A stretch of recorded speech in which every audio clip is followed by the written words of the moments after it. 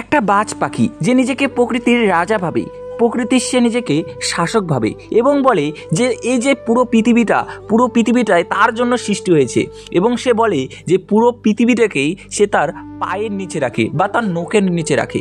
এমনই একটা আমরা কবিতা পড়ব, টেড হিউজেসের লেখা হগ রোস্টিং।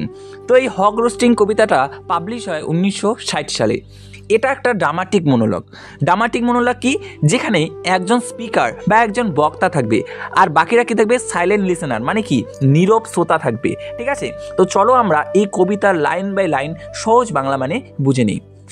দেখো প্রথম লাইনে কি বলছে, I sit in the top of the wood my ice close.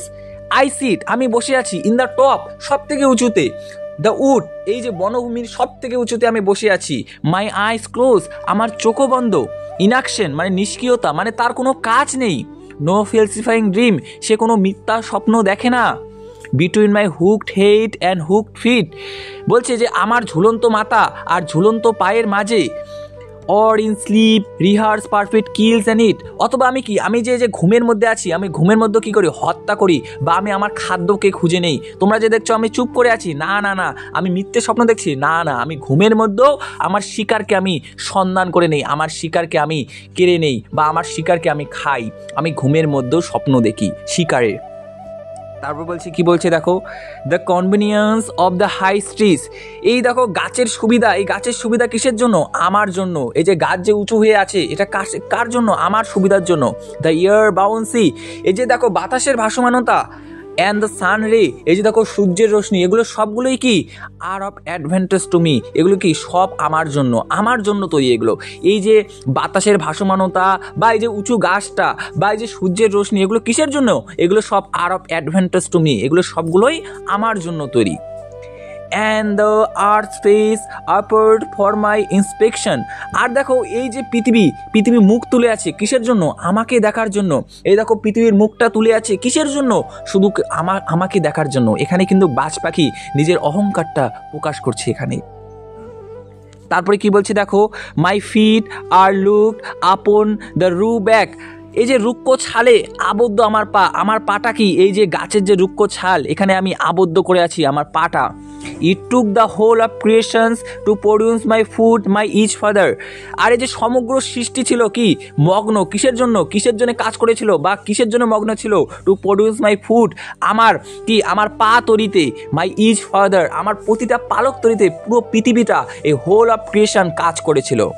Now I hold creations in my foot, এখন আমি কি করি, I hold creation in my foot, এই যে পুরো পৃথিবীটাকে কি করি আমার নখের মধ্যে রাখি বা আমার পায়ের নিচে রাখি। তাহলে দেখো এখানে কিন্তু বাজ পাখি অহংকার প্রকাশ করছে যে সে নিজেকে শাসক ভাবছে, যে সে পুরো পৃথিবীটাকে তার পায়ের নিচে রাখে।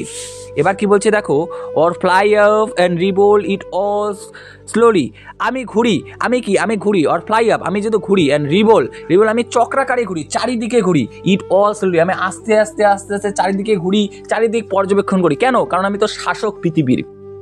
তারপরে কি বলছে যে I kill where I please because it is all mine, দেখো আই কিল, আমি হত্যা করি, হোয়ার আই প্লিজ, আমি যাকে ইচ্ছা যেখানে ইচ্ছা সেখানে হত্যা করবো, because it is all mine, কারণ কেন, কারণ এটা সবই আমার, ইট ইজ অল মাইন, সব আমার। সে নিজে ভাবছে যে পৃথিবীটা তার, যে যাকে ইচ্ছা সে তাকে হত্যা করবে, কেন কেউ কিছু বলতে পারবে না, কারণ সেটা তার।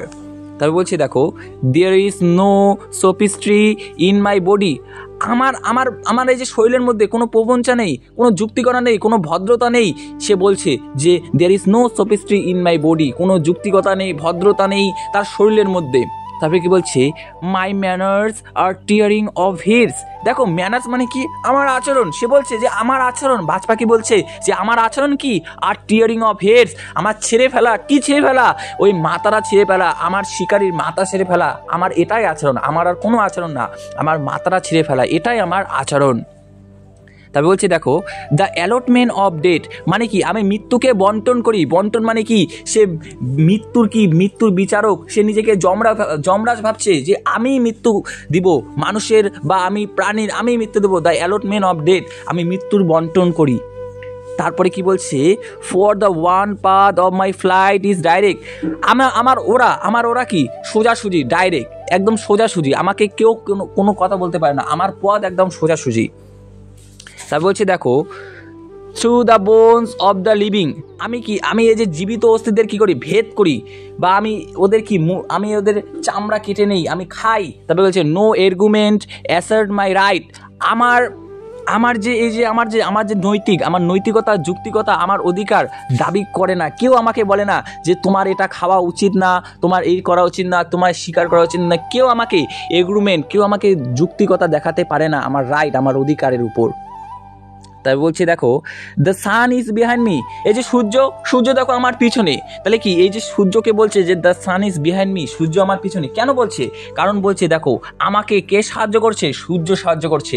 মানে সূর্যকে এখানে ভগবান বলা হচ্ছে, যে দেখো আমাকে ভগবানেই আমাকে শক্তিটা দিয়েছে। The sun is behind me, আমার পিছনে পৃথিবী আছে, তাই আমি এই পুরো পৃথিবীকে আমি স্বীকার করছি, আমার পৃথিবী আমার পায়ের নিচে আছে।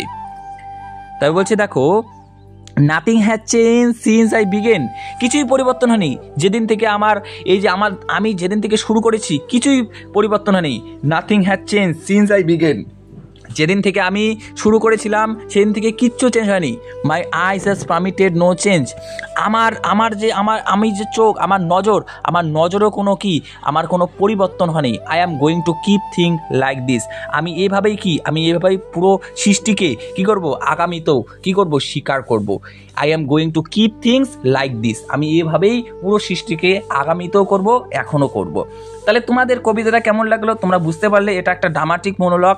তোমরা কেমন লাগলো অবশ্যই কমেন্ট করে জানাবে। ভালো লাগলে তোমাদের বন্ধুদের সাথে শেয়ার করবে। আর চ্যানেলে নতুন হলে চ্যানেলটা অবশ্যই সাবস্ক্রাইব করে রেখে দেবে।